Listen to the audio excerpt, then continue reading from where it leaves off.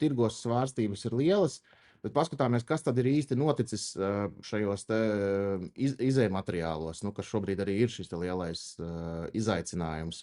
Un paskatoties izējumateriālu cenās, tas, ko mēs redzam, ka nedēļas laikā naftas cena gan WTI, jeb Teksasas naftai un Brentas markas naftai ir mīnus 4%. Tā kā kopumā varētu teikt to, ka vai nu iepriekš bija pārspīlējumi, vai nu tagad ir uzskata, ka mazāk risks, un es nezinu, manuprāt, šie 4% neko būtiski nemaina.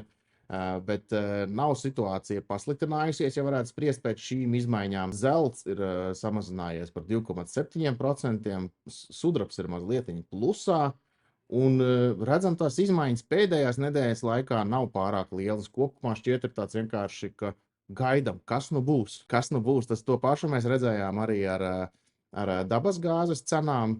Dabasgāzes cenas arī atkarībā no kā kuro dienu tur notiek kādi paziņojumi. Dabasgāzes cenas, ja pēc šī Dutch TTF rādītāja, tas arī nav, tepat viņas ir samazinājušās, ja, bet tagad pēdējais rādītājs, ko es skatījos vakar, bija 50 par megavatu stundu.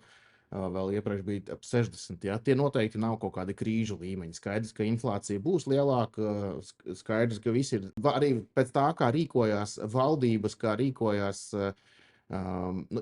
valstu valdības samazinot akcīzes, piemēram, dīzelim, kur ļoti strauji cena ir pieaugusi. Tas nozīmē to, ka faktiski jau šajā visā kopējā ekosistēmā ir lieli stresi. Ja? Pretējā gadījumā tas nebūtu jādara. Šobrīd vienkārši ir kaut kādi ātrie krīzes mehānismi, kur jau šobrīd tiek risināts.